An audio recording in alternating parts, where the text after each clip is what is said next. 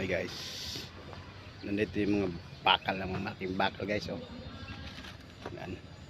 Tawag to si Pile. Yan.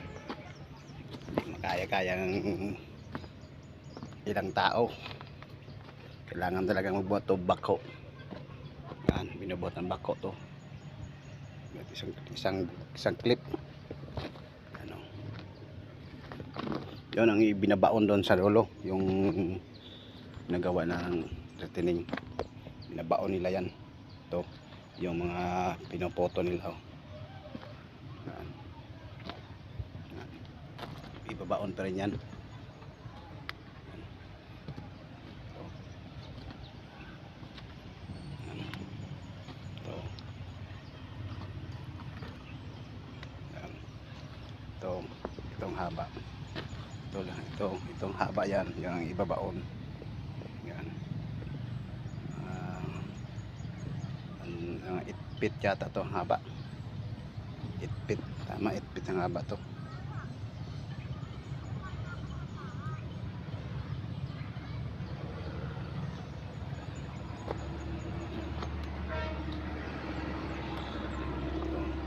Yan, ibabaon pa yan.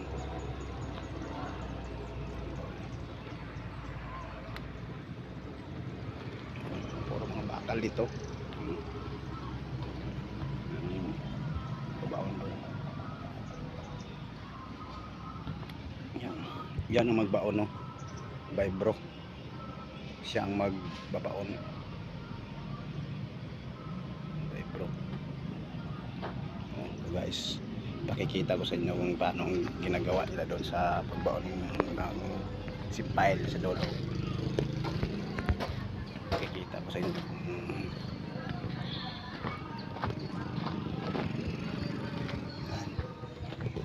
Nandun papuntang crusher, oh. Putik. Pag tigulan, lalo kung maulan dito, parang lugaw na tandaanan to. Masyadong putik. Yan. Kasi sinasadya kasi ito pag basa, eh, kung di mo basain, malikabok. Malikabok to kung di mo basain ng tubig. Yan. Sinadya nila yan, nabasa.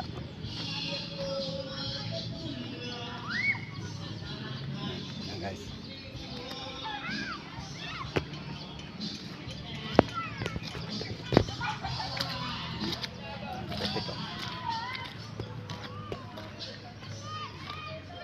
ang mixer.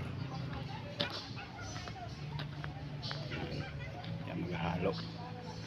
Yan, ang may-ari dito, PMI rin mixer. Yan, yan ang ari ng company dito, PMI.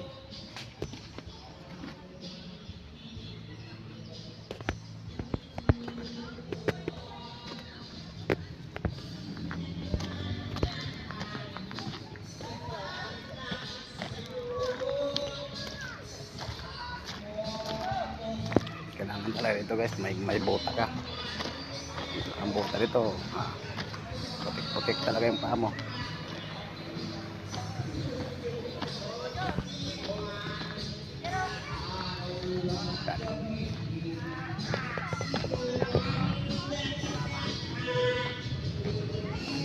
Ang gawa nila dito guys, so, pinapormahan nila para ready to fight to buhos. Buhos ng tabas. Mga sunod na araw magbubuhos, umpisang buhos na dito. Yan. Yan. Yung bakal yan hanggang haba ng buhos, dulo yung bakal. 20 feet. Sobra pa sa 20 feet yung haba. Ito. Ang haba niya. Tayo. Sa 30 feet. 30 feet yata. Tama, 30 feet. 30 feet. Yan guys. Yun ang gawa dito. Pagkatapos dito, pag masagad na yung buhos sa taas, yung kalsada doon, tatambakan doon ng lupa. para ayusin yung kalsada na para maganda ng daanan papuntang Blorac. Hindi na maghirap yung mga dumadayo dito. Yung dito na banda ilog to. Kasi kung dito ganito yung lupa kasi doon sa kalsada binabagsak ng kinakain ng tubig hanggang lumiit ang kalsada. Yan kasi malakas kasing ilog dito. Yun ang ginagawa na lang nila ng DP. Nilagyan nila ng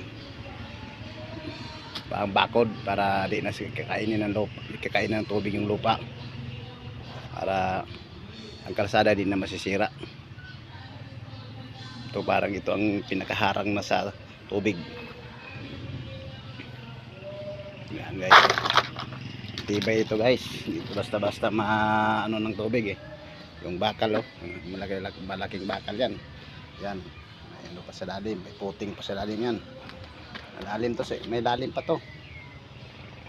Ipakita ko lahat. Ipakita ko talaga sa inyo sa yung umpisa pa lang sa lalim hanggang pataas yun. Para makikita nyo guys yung paano paggawa nila. Yan. Isipin nyo guys. Ang haba-haba yun. Posible abutin pa yung tubig. Yan. Yes. Dito yung kumukuha ng tubig yung crusher para iba sa bato.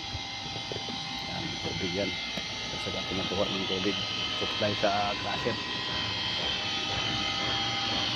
Kasi yung pag magdudurog sila ng bato kailangan basahin yung tubig para yung buhangin malinis na, wala na yung hanggang putik malupa-lupa kasi pag-ilong yan kasi gundang analin may tubig na yung nagsulog sa crusher. Yung lihuan na ng tubig hindi quality yung buhangin mo. Guys,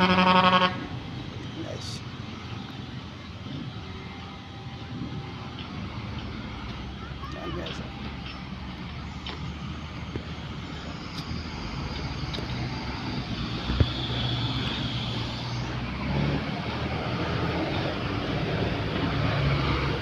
Sipin mo guys yung bakal 16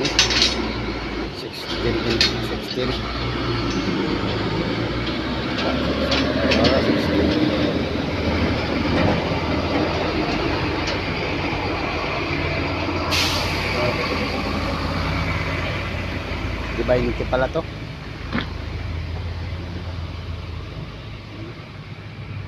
Yan guys, yan. Yan ang sipay na sinabi ko na binabaon nila. Yan yung pinapakita ko sa inyo yung bakal ng mga malaking bakal na mahaba. Yan, ito ang ginagawa nila, binabaon.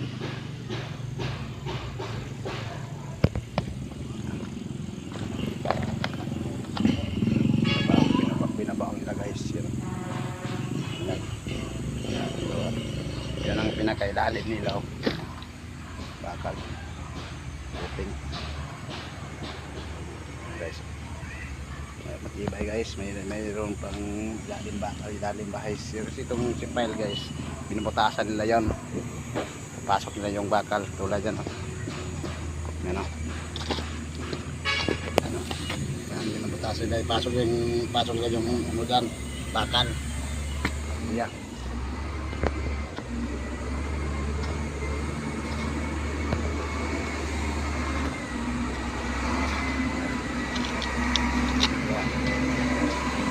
Pasok yung bakal na pupunta nila yung bakal sa ilalim. Ito siya tagos doon sa likod, tagos yan, nag-literacy yan kasi ang style na literacy yan. Yung pinapakita ko sa butas doon pinadaan yon literacy, tapos lagyan pa naman dito ng parang siding bakal din, ganyan katulad yung puting yung malapad dito itatali yung mga bakal para matibay. Yung bakal na malaki ipapasok pa rin dito yung sa ilalim dito, bubutasan pa ulit ito, ipapasok pa rin yan. Matibay talagang gawa dito. Yan o. Yan o. Yan guys o. Yan. Yan ang gawa dito. Nabaon yan si Pai. Yan ang pundasyon dito sa yung ginabuhusan nila na mahabang pader.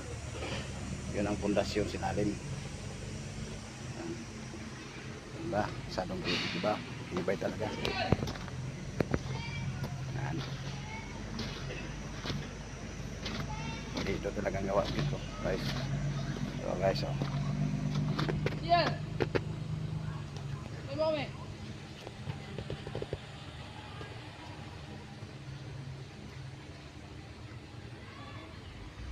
Guys. Yan ang kalabasan dito guys. Yan, tinatalian. Binagyan pa ito ng bakal na malaki. Yan, kalapad yan. Ito siya guys. Yun ang tinatali doon sa yung bakal na mamali. Yan. Doon tinatali doon sa lalim yung parang puting sa pinakasapin sa lalim. Yan o guys. May first, second, hilir. Yan ang pinaka-flooring na silalim, may gold na silalim yan o. Yan guys, kapal ng boss ko, boss niya kapal.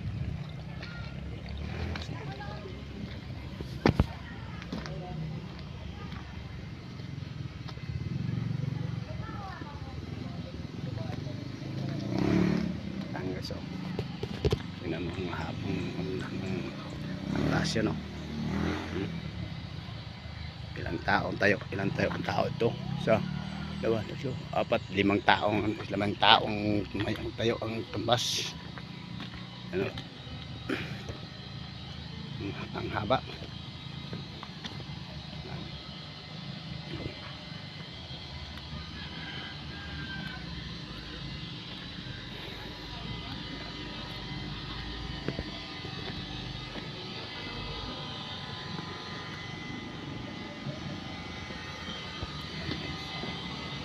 Tagal pa to guys matapos.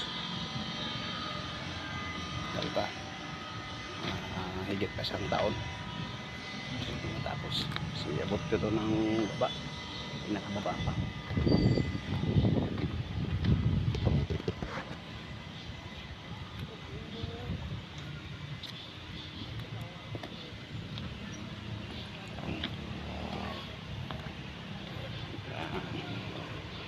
Baka dito tayo magkaipuntahan.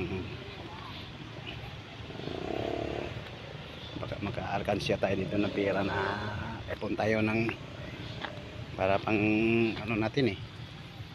See? Mahirap ngayon guys maghanap ng trabaho. Yan. Yan sipagan lang natin trabaho na nilalim. Yan ang forma ng buhos. Yung ano siya. Hindi naman kapal niya guys.